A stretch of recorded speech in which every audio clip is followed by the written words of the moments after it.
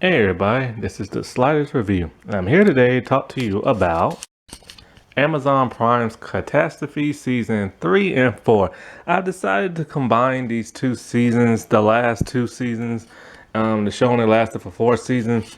I decided to combine these two only because not much really happens in these two seasons, and so you can kind of just go through both of them like really fast and stuff. Both storylines are very similar to one another. It involves mainly like Rob's drinking, what happens after that, Sharon just like being a complete like mess and everything.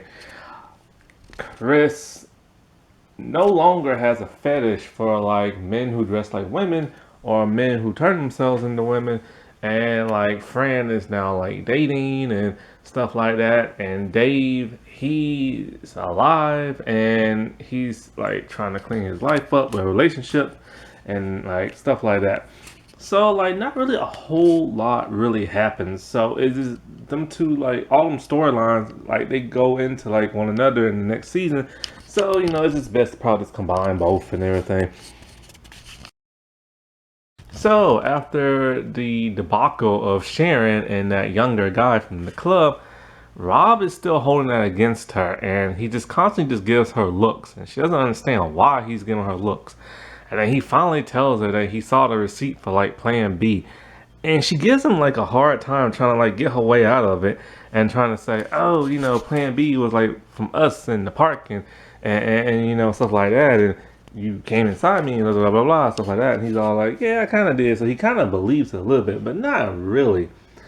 And so she needs answers, and she needs answers fast. But she gets a text from the young guy. He wants her to see his band. So she takes that one lady with her again, the wild, crazy one. I don't know why she still hangs out with that lady. That lady's always like, it's just, that lady's a hot mess, man. Funny, but a hot mess. And so they're at the club, and she's talking to that guy, and he tries to like kiss her, kind of. He goes in for a hug and tries to kiss her. She like moves her head like really fast and stuff. And so like they're talking, and whatchamacallit, like she asks, what did they do up in that rooftop thing? Because she doesn't remember anything. And he tells her, and this is what I can't believe. Like they made us believe something last season. I'm just like, what? Are you kidding me? Are you kidding me? That's what really happened. So he tells her all they did was make out, some kissing. But then he said that she pulled his shillelagh out his pants and she started playing with it. She was going in for some tonsil action, I guess you could call it. But every time she kept going near it with her mouth, she kept almost throwing up because she just didn't want to do that and stuff. So she's relieved that like no sex happened and everything, but she's still upset with herself. So then he asks her straight up, like, what do you want to do? Then it cuts from that to her going to like a hotel room with him, like ripping their clothes off, like making out, and then her friend is joining in for a threesome. But then that turns out to be just a fantasy dream of hers in her head. I'm just like, dude, why are you fantasizing about that for? And not only that, but I'm so mad they made us believe she had a huge affair. Technically, she still cheated, and it's still wrong. But I thought it was like majorly worse than what it seemed to be. But that's how this show likes to trick people and stuff. And so she finally confesses to Rob, like what happens and stuff. And of course, he's pissed. He's pissed. He's all like, and she's all like, but nothing really happened. He's all like, yes, something still did happen. He's all like, you kicked me out the house just from saying what I would do to a woman, and I didn't even touch this woman, and you go and like do all this stuff. And then she's all like trying to like con her way like all out of it. She's all like, I've been really stressed out with Brexit and everything, and now Trump's become president in your country, and I miss Obama. And he's all like, you stop that right now. That has nothing to do with what you did. I'm just like, she will go like in any direction she has to go just to like get in the clear and stuff. And so they're rocky for like, a couple of episodes, but it quickly like just goes away and he forgives her and stuff. Cause they love each other. And plus she keeps begging him, like she keeps telling him, don't leave me. Cause she will be broken like without him and stuff. Cause she really does love this guy and stuff. And so that's all that. They do get a new babysitter. She's this very blunt, very sarcastic woman. Um, who just enjoys watching the kids, but she's just very, very blunt. Like one thing about this show is that this show is so realistic. It's insane. Like the things they do, the way they dress, the way they touch each other, like the things that get them like all like it's just like this show is so realistic. It doesn't even really feel scripted, to tell you the truth. Sometimes jokes do feel scripted. Like you can tell, okay, it's the jokes. The jokes feel scripted. Everything else just like doesn't and stuff. Especially when people just doesn't care about things and they just walk off mid sentence. It feels so realistic. So Rob is still out of a job because he wouldn't accept like what happened last season with that one lady on the French lady, and like his boss is all kind of like she doesn't care, whatever. She doesn't care whether he did it or not. Just like he's a good worker and she wants him to stay there. And he's all like, no. So he just decides that he's not going back. But then Sharon, she decides she's going back to work and everything. And even though she's now back a school teacher, it just doesn't feel the same for her. Like she just can't like readjust. But that's not the bad part. The bad part is she's not making that much money being a school teacher. Because now they live in like a house. I think she was living in an apartment in the first season. Now they got the house, and now they're in financial trouble. So now they're trying to like get like a loan and stuff like that, and they can't get it. But then they try to get, no, that wasn't a loan. They were trying to get a cheaper house, and they just couldn't find nothing. And so Rob has to suck it up and go back to his old job. And it's something he doesn't want to do, but he has to do it. He has to do it for his family. Like, this dude does everything. Like, he sacrifices so much for her and stuff like that. And I think an argument came up. She was having an argument about somebody else about him. And they literally they asked her, like, she told them, like, she gave up so much for him. And somebody asked her, like, straight up one time, like, what did you have to give up? Like, she literally didn't have to give up nothing for this man. She keeps complaining about how her body doesn't look the same after she had a baby. And people are all like, whatever. Because this dude, like I said in the last review, this dude literally gave up everything for her and stuff. So in this season, we now finally get to see Rob drink. And it's the way he drinks. It's always when he's by himself. Sometimes he's with people at work and they convince him to drink. And every time you see him drink, he looks generally like sad. Like this dude is just like really sad inside. And because it's only 6 episodes, we really can't dive deep into his depression and stuff. Cause it has to go within 6 episodes. And it's just like, we never truly understand why exactly he's drinking. I think until like towards the end of the 4th season. Then that's when we finally start to like hear Sharon ask him a bunch of questions, and it has to do with his drinking. But for the most part, we never know why he's really like drinking and stuff. And like I said before, he always just looks like sad, and things get so bad that he gets so drunk that he goes back to his house where the babysitter's at, and he's just like sloppy and all this stuff, almost about to fall over, and he gives her way too much money for babysitting, and she can see he's totally out of it, and he just sits kind of like on the sofa. I think he passes out. Yeah, he passes out, and then so like the babysitter is just like looking at him, And she's like, whatever. Because she hears the baby crying, but she's like, whatever. And she leaves. But then she comes to her senses, go back, and she sleeps in the baby's room. And then when she wakes up in the morning, she's talking to him and stuff. And he's just like so zoned up out of it. It's almost like he's high, but he's not high. He's drunk. And it's just like, you know, she tells him like she's gonna keep the money because like for her having to stay there last night because she had to blow off a date and everything. Well, the next day when he sees her, he thanks her and everything, and he gives her more money for just being like there for the baby and stuff. And he starts to confess to her something like how like he's drinking and he needs help, and she's just kind of like, I don't want to hear about all that stuff. Like when I say she's blunt, man, she's blunt. Let me get into some other characters. So Dave, he's now turning his life around. He has a girlfriend, and so he's happy. But at some point towards the end, she gets pregnant, and he used to be all about abortions, but now he decided, what, I'm gonna keep this child. Plus, I think when he told her to get one, she got kind of pissed, and so he decided just to keep it.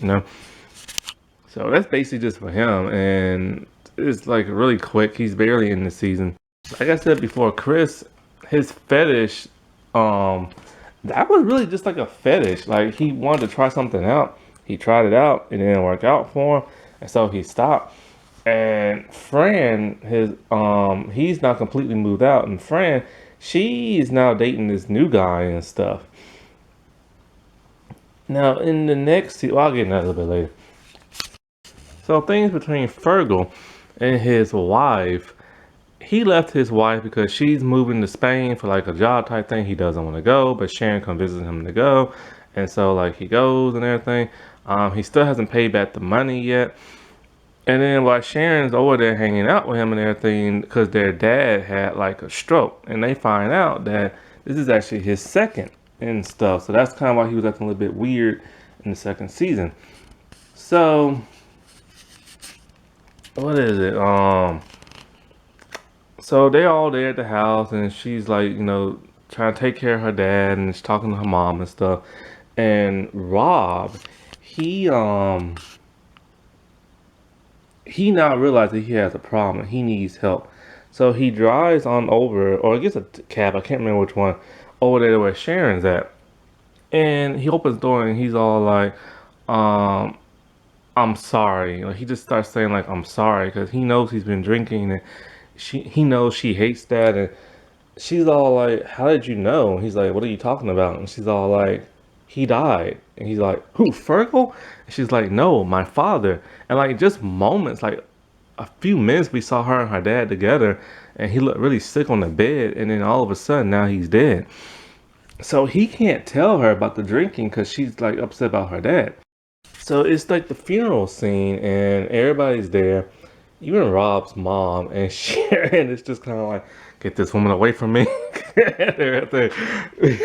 Carrie Fisher, her character is just like talking and talking and talking and everything, and talking about the dude from the Lord of the Dance because she just likes his Irish dancing and stuff.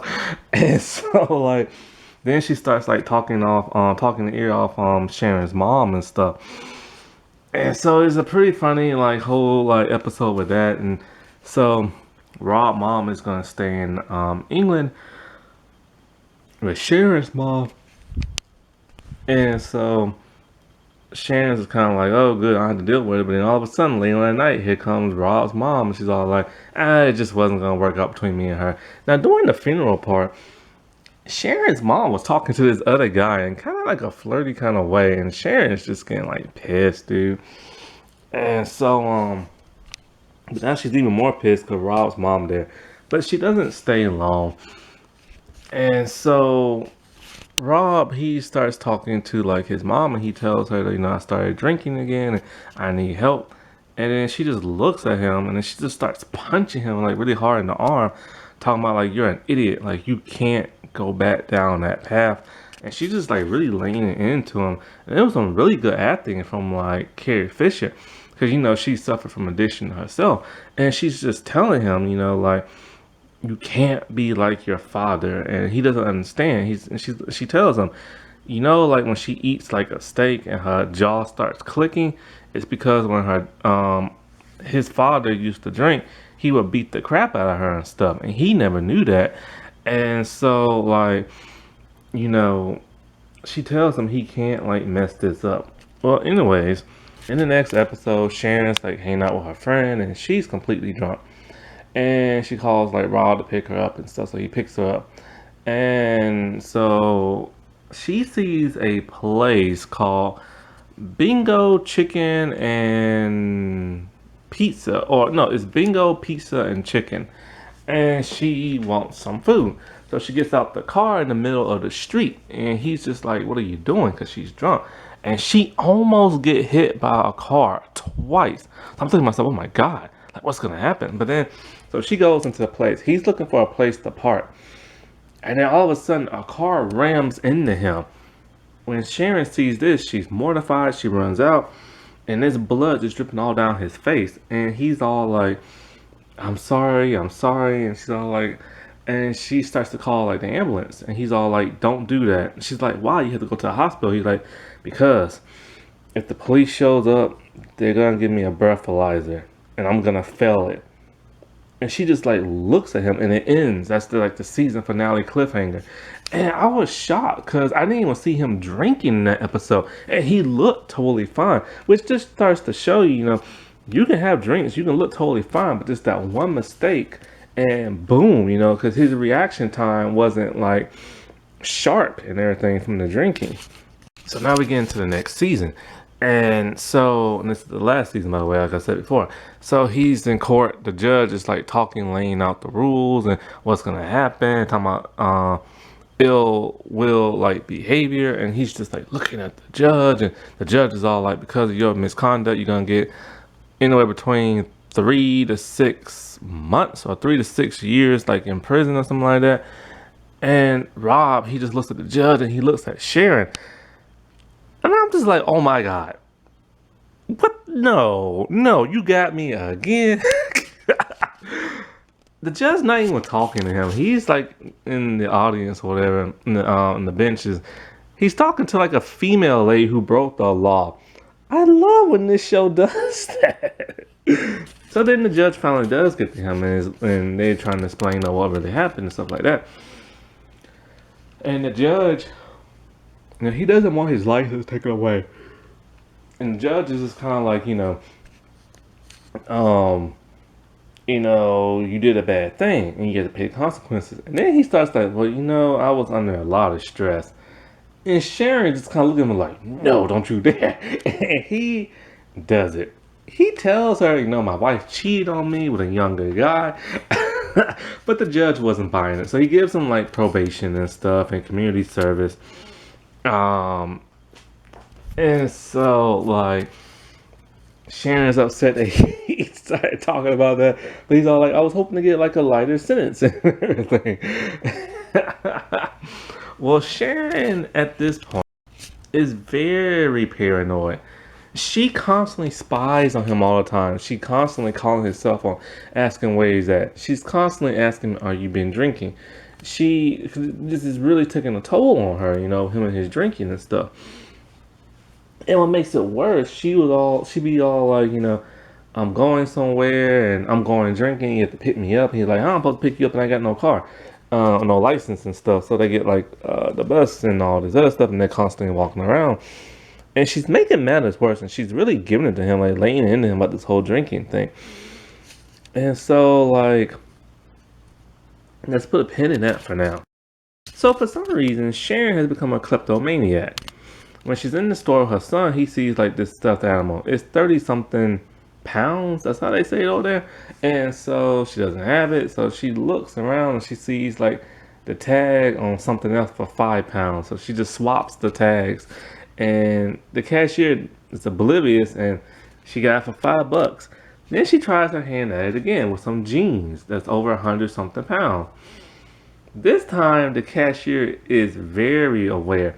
And she calls the manager. And the manager's all like, no, these jeans are a whole lot more money. And so Sharon's trying to like argue like, oh, you trying to say what? I swapped the tags and this and that. And she's all like, well, it's probably my son and everything. And so, like, they call security on her. And then when she's in the security room with the dude, she's trying to talk her way out of it. He's like, no, I'm going to call the police and give you some jail time. She's like, look, my husband's an alcoholic.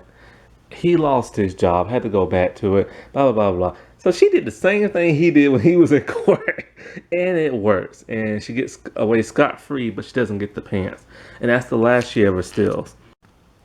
And so, like, Rob, he's, like, going to AA meetings. And when he's doing his, like, community service, he has to work in this, this clothing type store where these two old ladies run it, and they both have bald palsies or something like that, or and then that's what type of place it is for people who has it.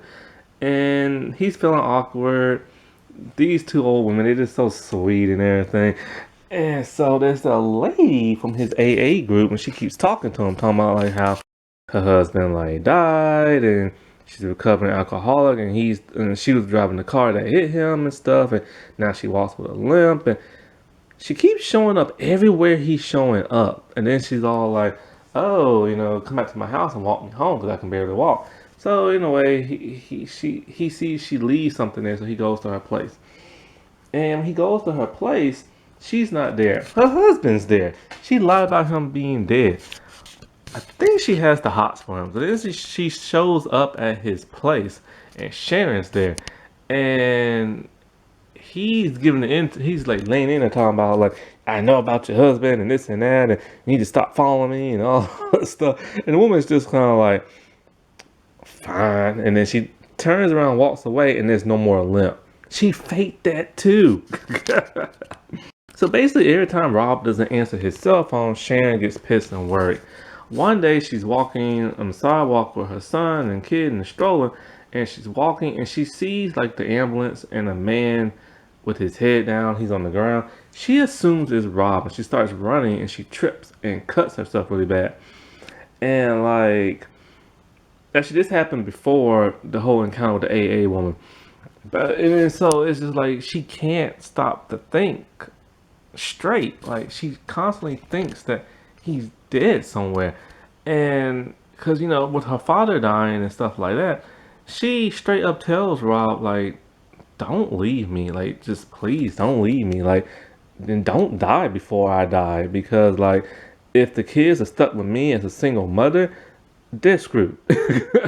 Because when she was in the store with her son, and she wouldn't get him that toy, he's all like, "I want daddy," and stuff. His dad would do it for him and stuff. Now, one thing that's hitting Sharon's heart is from last season when her dad died. She was talking to her brother and the mother, and she discovers that the father left Fergal a letter, and she kept looking for hers, and she couldn't find it. She don't understand why her father constantly was hanging out with Fergal and never her and stuff. And so her mom is just like all in love with Fergal and stuff, and she's all like, well, Fergal like stole all his money or took all his money from me and Rob and blah blah blah and blah blah blah. And the mom doesn't care. And she's like, well, he has drugs hidden in the floorboard in his old room.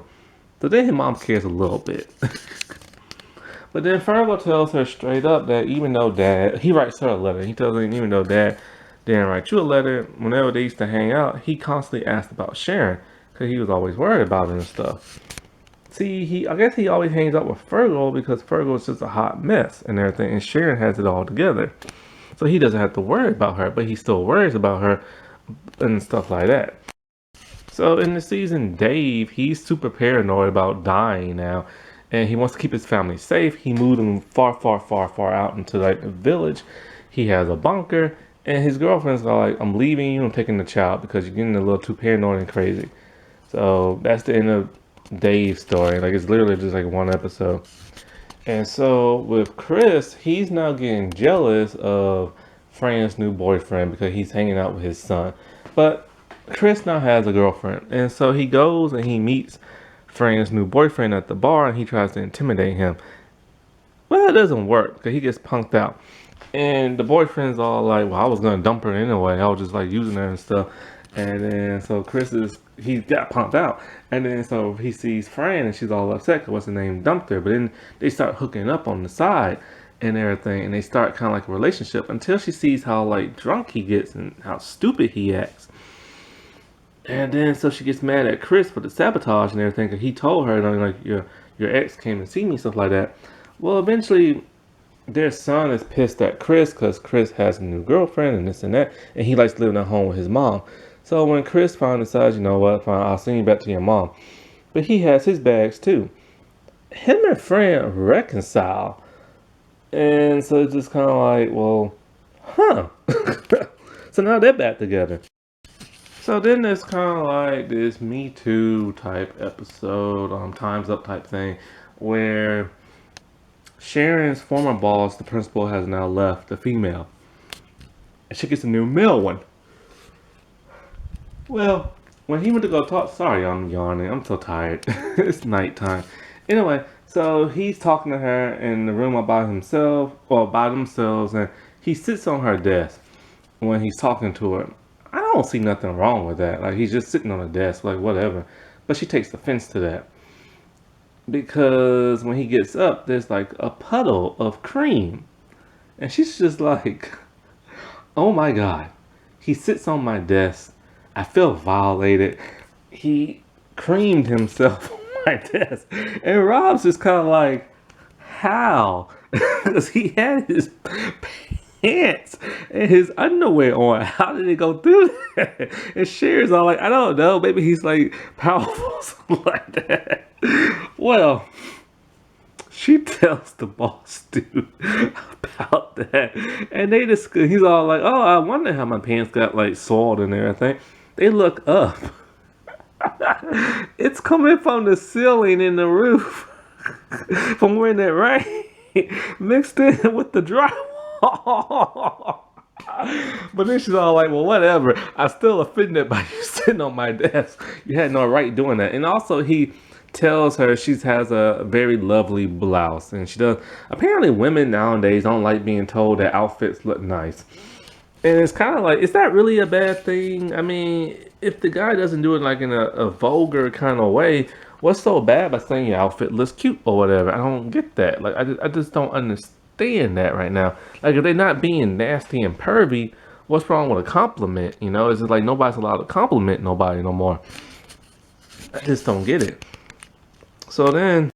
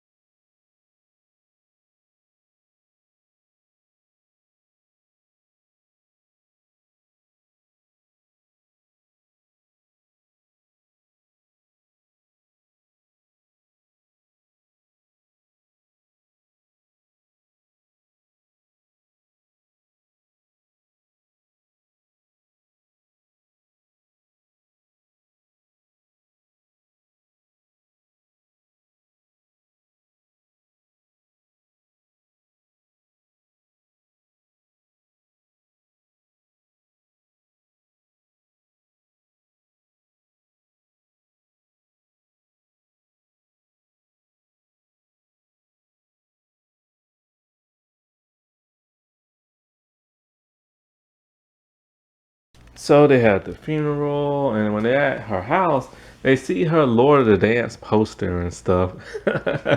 And so the thing about his mom is the only thing we know about her really is that like she had an abusive husband. She loves doing auctions on eBay and stuff and bidding and stuff. She loves Lord of the Dance, and she didn't like Sharon at first, but now she does, and that's about it. That's all we really know about like Rob's mom. So we meet Rob's sister and her boyfriend is there. Her boyfriend is a very weird, very super sensitive guy.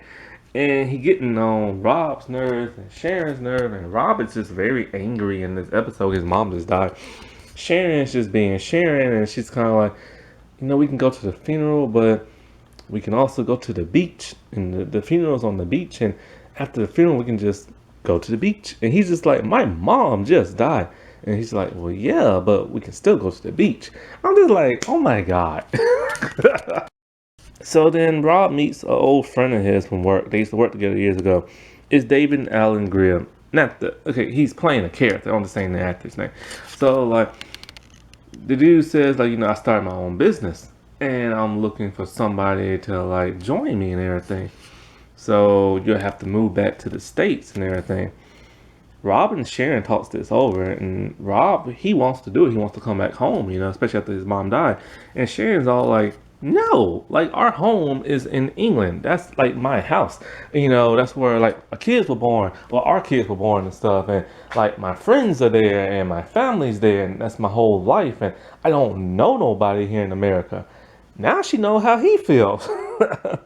So she basically just said, she's not doing it and stuff. So they're at the funeral, and it's sad. Rob is still mad. And in walks Rob's dad, and he's bright yellow from some strange disease and stuff. And, whoa, man, Rob's dad is a complete jerk and bigot. And Rob and his sister let him know. And Rob's sister hates the dad. And, but Rob is still talking to him, and he tries to get his sister to talk to him. And she said she'll try and stuff like that. Well, while in the restroom, I can't remember exactly when this was. I think it was in the restroom. Sharon's talking to like Rob's sister, and she's getting really emotional over like Rob's like mom dying. She starts crying, and Rob's sister's all like, "I thought you hated my mom." She's like, "I do. I don't know why I'm crying." And then something, I think Rob's sister asked for like a tampon or something like that. And she's like, "Yeah, I have some because I haven't had mine." And she's like, "Wait, hold up." So then she starts thinking, I'm so emotional. She starts counting like the months. And then she's like, oh crap, my period's like a couple of like weeks or like something like that, like late. And then now she realizes why she's so emotional and crying. She takes the pregnancy test. She's pregnant with their third child. And so they're at the beach. Lord have mercy. And they're talking, and she tells him like, I'm pregnant, and like, you can't leave me, stuff like that. And he's all like, I know you're pregnant. I saw the test and everything, and all this other thing. And she's all like, you know what? Let's just do it. Let's just move here in America, because it'll be a better job and a new start at life. And with your dad dying, with your mom dying, my dad dying, it's just like a new start and everything. So they're gonna do it. Like they're gonna move to like America. And I think somebody told her one time she's not fun and Rob's the fun one, which makes no sense. I've never seen Rob act spontaneous. So she decides I'm gonna be spontaneous and everything. She takes off her clothes, not all of them. She's in her underwear, and she just jumps in like the ocean and stuff. Rob sees a no swimming sign. He's all like, you can't do. But then he's like, oh, whatever. And he takes off his clothes, and then he jumps in the ocean, and they swim out. They start kissing a little bit. They swim back, and you see the sunlight, and the show just ends. And it's just like, in a way, it was kind of like a beautiful ending with them in the ocean and just swimming, being carefree, and start their life, a new chapter in America. But at the same time, it's like, man, I want to see how she's going to adjust to American life. I really wish this show didn't end. I wish it would come back.